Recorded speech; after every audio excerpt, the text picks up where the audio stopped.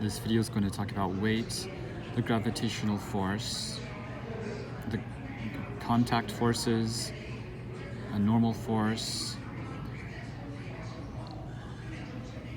So here we have a person standing on the Earth. Let's look at this force right here, GPE. GPE is the gravitational force exerted on the person by the Earth. Let's look at my key up here. GPE is the gravitational force exerted on the person by the Earth. Some physicists call this weight. I'm not a physics expert. This is the best of my knowledge, this explanation. Newton's third law says that if A exerts a force on B, then B exerts an equal and opposite force on A. So in this case, the Earth is exerting a force on the person. So by Newton's third law, the person is exerting an equal and opposite force on the Earth. These are called action-reaction pairs in the terminology of Newton's third law. So GPE and GEP are action-reaction pairs. What's GEP? GEP is the gravitational force exerted on the Earth by the person. Now, Newton explained to us that any two bodies, any two objects, any two masses in the universe attract each other. That's what's happening here. The person and the Earth are two bodies, they're two masses, and they attract each other via these gravitational forces, these force pairs. Now, I know this is complicated, this whole video is complicated. In fact, Einstein was really confused about things like this, so much so that he developed his theory of relativity. And his theory of relativity gives more insight into what's really going on here in this gravitational force. So Einstein said, what's responsible for this gravitational force, which is sort of mystical or magic, because if this person were away like 50 miles from the Earth, there would still be a gravitational force. So there's no contact necessary. That just seems magic. Well, Einstein said what's happening is any two masses in the universe, let's talk about the person on the Earth, but particularly the Earth, because the Earth is more massive. So Einstein said that a mass, let's consider any mass, let's consider the Earth because it's very massive, any mass warps space-time, what Einstein called space-time. I don't know what space-time is, but I guess time is the fourth dimension. Anyway, some type of fabric called space-time.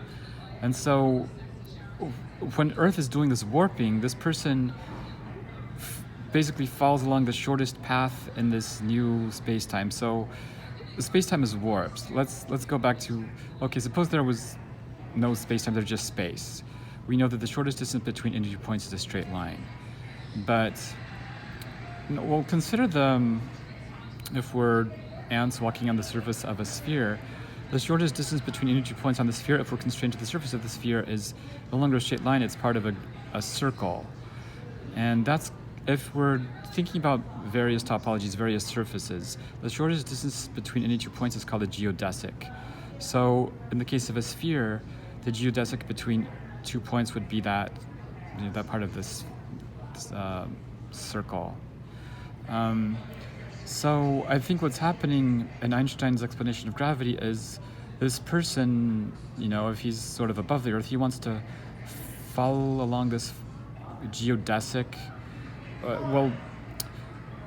Geodesic, what do I mean? So Earth has warped space-time, so the shortest paths are sort of, just as, when we go from regular three-dimensional space to constraining ourselves on the surface of a curve, a geodesic goes between just a straight line connecting 2 points to a circle, part of a circle connecting 2 points.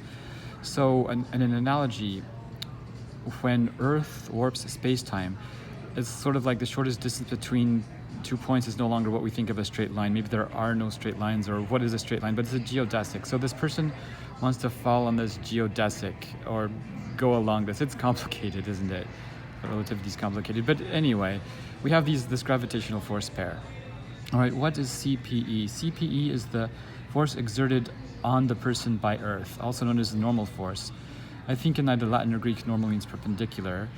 I guess we call it a perpendicular force because this force, this CPE, is perpendicular to the surface of contact between the person and the Earth. Now, what's causing this CPE, this contact force, is electrons. The person's feet have electrons, the ground has electrons. Electrons carry a negative charge, and negative charges repel each other. So it's this repulsion that's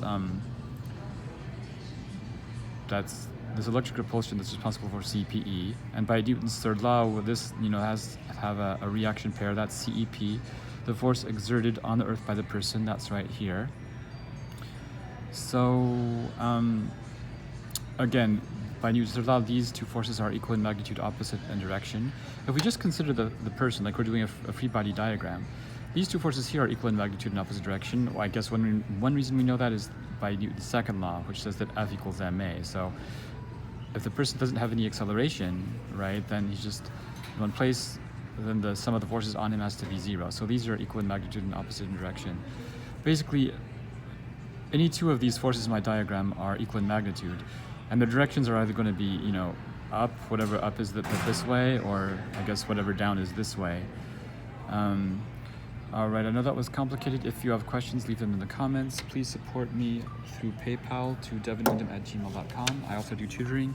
If you're interested in tutoring, I can be reached at the same email. I tutor both online and in person. I'm based in Fairfax, Virginia. Please subscribe to my channel.